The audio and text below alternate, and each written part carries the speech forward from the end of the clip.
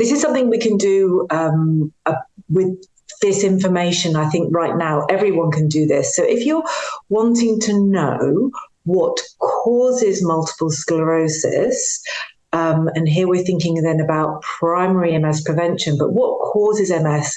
We need to think really careful about this prodromal phase when we are searching for risk factors for MS onset, so that we don't inadvertently confuse something that we think may cause MS when actually that person is already in this early prodromal phase of MS.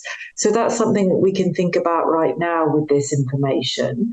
Now, of course, a longer term goal, and we're not there yet, and then there's some way to go, but I think this is an exciting possibility.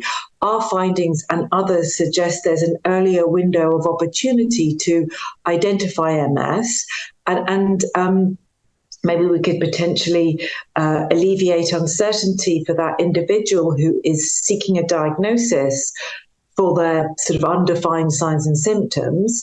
And maybe we can identify people very early in their disease course and manage their disease more promptly, and maybe offer people disease-modifying therapy.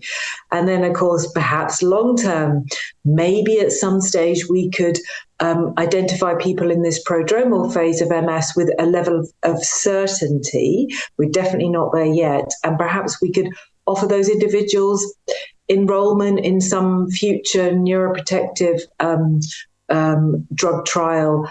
And that would be similar to, say, what's going on with radiologically isolated syndrome and interventions that have been tested and are being tested in that cohort. But it is, of course, a tricky balance, because we all want prompt recognition and diagnosis of MS, but we want and need to balance that against the dangers of over or misdiagnosing MS, which is an ongoing issue at present in the field.